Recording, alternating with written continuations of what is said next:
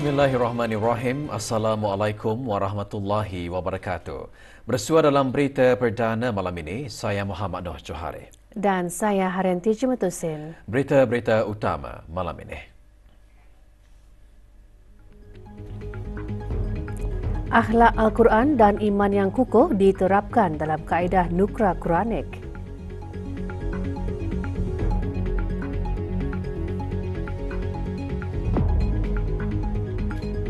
Instan sinjang inovasi fashion lelaki dengan mengekalkan ciri kebrunaian.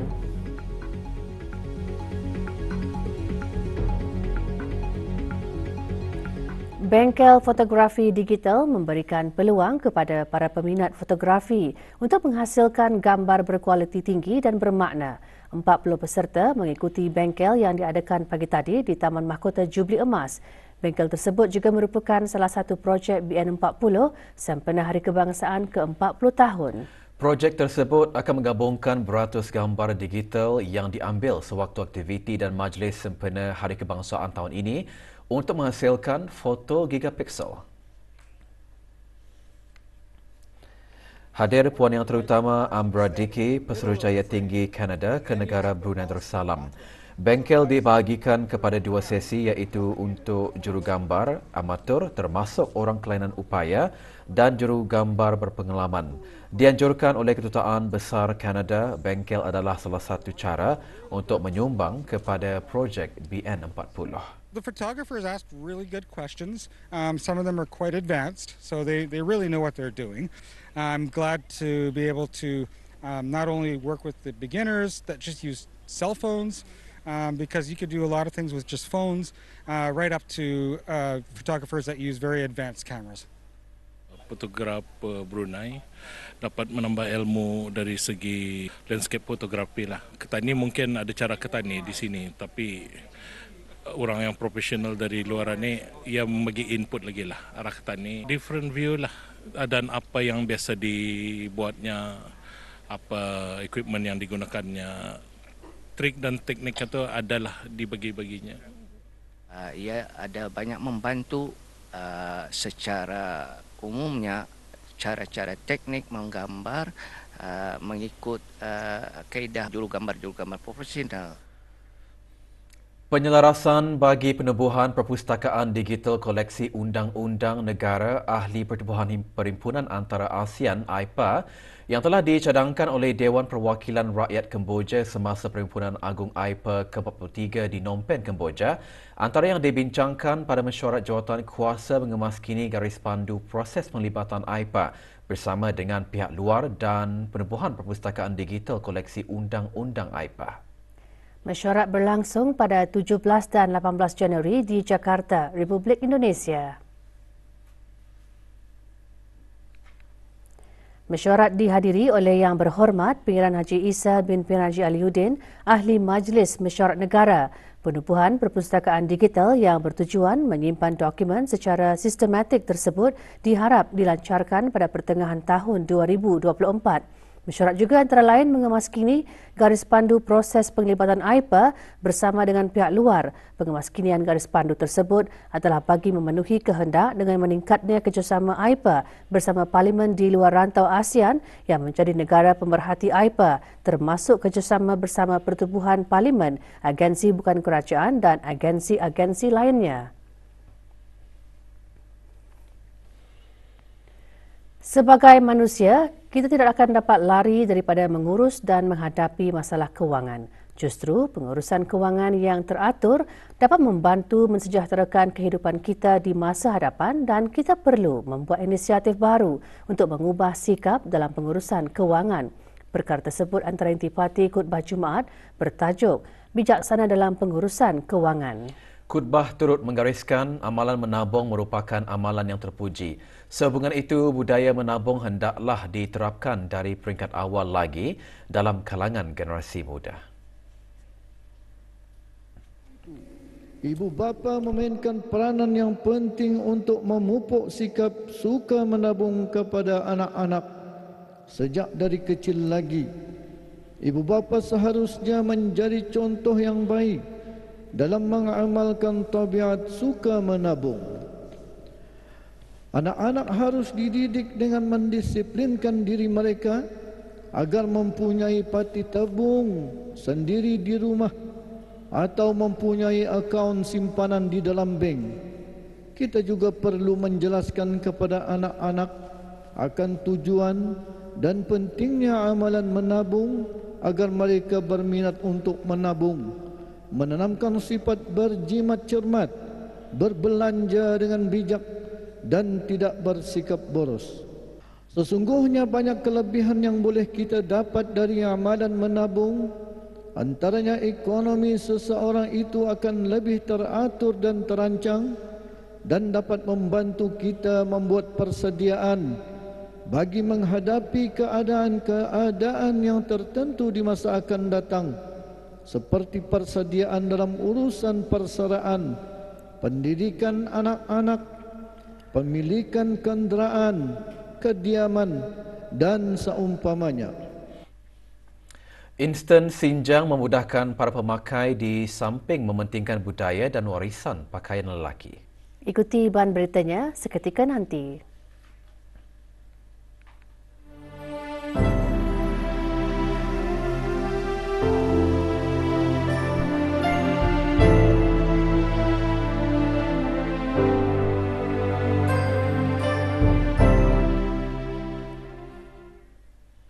Dengan visi bersama ke syurga, di samping mewujudkan komuniti untuk saling berusaha memperbaiki diri, Nukra Quranik yang pada mulanya dikenali sebagai Nadi Quranik beroperasi sejak tahun 2018.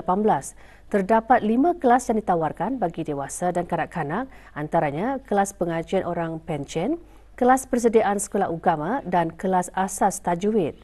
Dengan tujuan membimbing kanak-kanak supaya lebih mencintai dan sentiasa menampingi Al-Quran dan sunnah Nabi Muhammad SAW dalam kehidupan seharian, kelas mengaji Al-Quran di Nukra Quranik diharap dapat mengukuhkan keimanan anak-anak kecil agar mereka membesar dengan jiwa dan pemikiran yang mengenal batas halal dan haram dalam meniti kehidupan yang mencabar ini. Program seperti Handal Huruf Hijayah, Interaktif Fardu Ain dan Kem Hafazan bagi kanak-kanak semasa cuti sekolah adalah antara aktiviti yang diadakan di Nukra Quranik.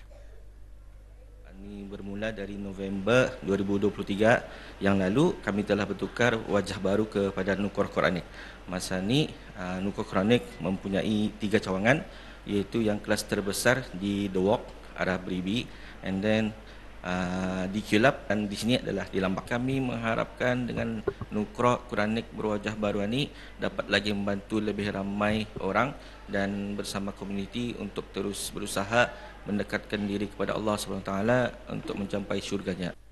Melancarkan bacaan saya dan belajar lagi tentang pesawat tajwid apa tu. Selain membaca Al-Quran, di sini ada juga aktiviti tentang Nabi dan Rasul, tentang pasal permainan-permainan lama dan macam-macam lagi.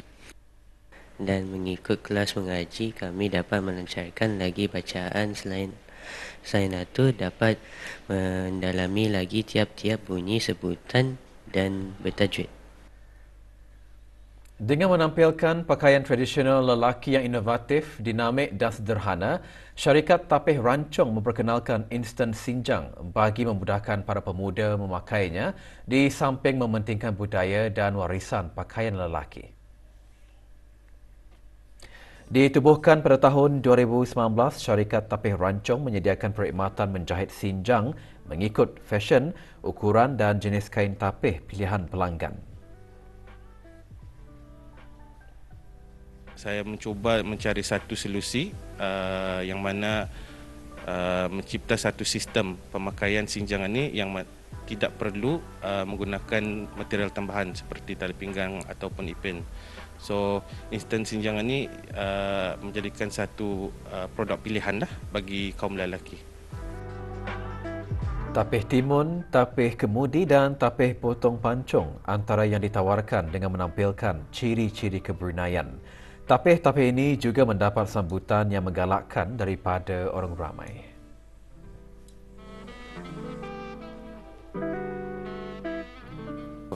Alhamdulillah dari feedback yang kami terima dari pelanggan-pelanggan, ianya banyak memberi pertolongan dan juga dorongan. Mereka sangat-sangat menghargailah ciptaan saya ni, dan feedback yang mereka berikan ini bagi saya satu motivasi lah untuk meneruskan perniagaan ini dan memperbaikinya dari semasa ke semasa. Jawatan Kuasa Kebangsaan Tabung Kemanusiaan Rakyat Palestin di Gaza 2023 memaklumkan tempoh kutipan bagi tabung tersebut kini dilanjutkan sehingga 18 April 2024. Pelanjutan tersebut adalah pada menjunjung titah perkenan ke bawah Duli Yang Maha Mulia Paduka Seri Baginda Sultan dan Yang di-Pertuan Negara Brunei Darussalam. Tabung Kemanusiaan Rakyat Palestin di Gaza 2023 disediakan sebagai platform untuk orang ramai menyumbangkan derma berbentuk kewangan bagi membantu meringankan beban serta penderitaan yang dihadapi oleh rakyat Palestin di Gaza. Setakat 18 Januari 2024, hasil kutipan tabung adalah sebanyak RM2,370,225.43. Jumlah kutipan terkumpul itu adalah hasil sumbangan melalui SMS Brunei Prihatin, peti-peti tabung yang diletakkan di masjid, surau balai ibadat, bangunan bank, gedung perniagaan dan bangunan awam dan kerajaan serta aktiviti-aktiviti amal. Kementerian Hal-Ehwal Agama menerusi Jabatan Urusan Haji memaklumkan kepada bakal jemaah haji yang terpilih untuk menunaikan ibadah haji bagi musim haji tahun 1445 Hijrah bersamaan 2024 Masihi, bahawa pembayaran pakej haji bagi musim haji tahun 1445 Hijrah bersamaan 2024 Masihi bermula hari ini 19 Januari 2024 sehingga hari Rabu 31 Januari 2024. Sehubungan itu, bakal jemaah haji yang terpilih untuk menunaikan ibadat haji pada musim haji tahun ini adalah dikendaki membuat pembayaran penuh dengan segera ke syarikat-syarikat pengendali perkhidmatan pakej haji yang dipilih. Ia adalah bagi memastikan semua urusan haji di Arab Saudi berjalan dengan lancar dan teratur. Maklumat lanjut hubungi syarikat-syarikat pengendali perkhidmatan pakej haji yang dipilih.